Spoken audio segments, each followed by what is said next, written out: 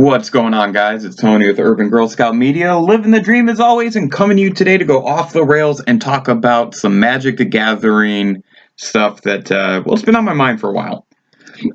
This is coming just a few days after my most recent Mamba Market Watch, which is a weekly article I do on Tumblr and then Facebook, where basically I talk about some things that I've seen in the Magic market for that week. And I try to give a little bit of insight into cards I think are on the lower end that are worth the value. This is not a get-rich-quick article or anything like that, but this past week I covered something that I actually just want to kind of free flow and talk about for a little bit. I have no real notes here. I want to talk about these new Triome lands, though. The new Tri-lands that you can actually fetch for that are in Ikoria.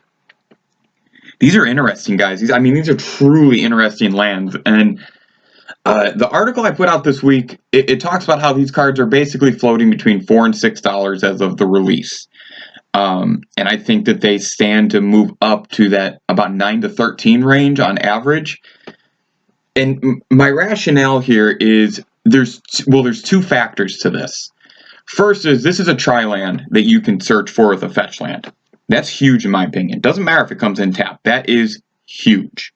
For a lot of formats, that is going to be impactful. Think about EDH with the partner commanders.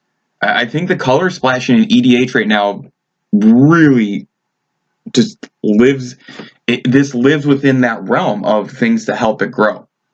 The other piece is the cycling. Now, I did say in the article that cycling for 3 versus cycling for 2 is very different here. That's a huge difference when you're talking about that ability of cycling. But on a land, colorless to pay for, and then still that Triome land, that triple basic land type, I think that these cards have some potential. And I also, like I said in the article, I think this is a huge moment for how land will be created moving forward. I'm not talking about reprints. I'm not talking about taking guild gates and figuring out a way to make them a little bit better, or taking any of the other trash that they've released for 2-color lands and making those a little better, or figuring out ways to ping you. I'm talking about these Triome lands and how they're going to build new stuff moving forward.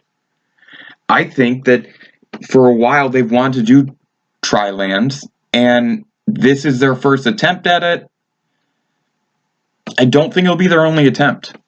I think these are going to be the, just like with companions, I think these are going to be the original attempt, and they're going to build from here.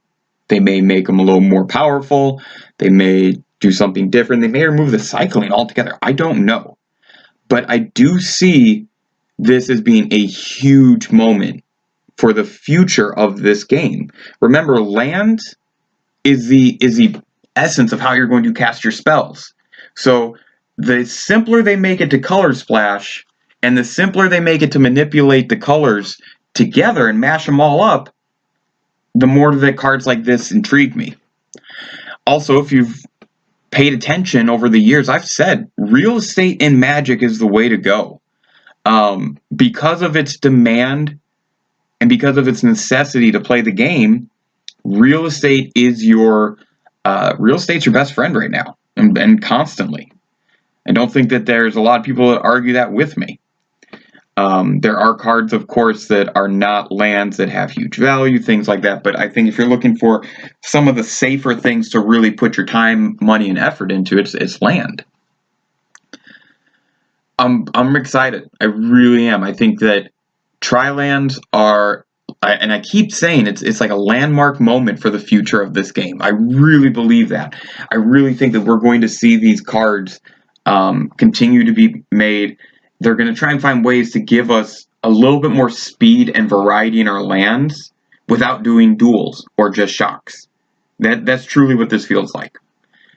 And like I said in my article, even if this turns out to be a complete failure and they never do them again, you still have this one set with tri-lands that have the basic land type you can search for and cycling. Don't overlook that, guys. I'm telling you, I will be okay if I am wrong and they don't get to that $9 to $13 range and they fizzle out and they all live under $5 because I'm still going to buy them. I'm still going to get my copies. But looking at these on the surface, it really feels like this is a new, like Companions and Tri-Lands. Those are new moments. These are big moments for new ideas in Magic moving forward. And we have seen in the past. Look at Affinity. Look at Planeswalkers. Look at Dual Lands. Look at Shock Lands. Look at Fetch Lands. When they try these new things, a lot of it does seem to be based around lands when I use these examples, but look at what happens when they try these new things. The Eldrazi, the first time that they attempted those are some of the most powerful creature cards that have come out in the past 10, 15 years, right? Creature type-wise, I think they're one of the most powerful. So there's no doubt about it. We're entering a new, exciting, and interesting phase of product development here for this game that we love so much. Tell me what you guys think. Of course, I always love to hear back from the scouts. Thank you so much for listening. My name is Tony K. This is Urban Girl Scout Media, living the dream as always.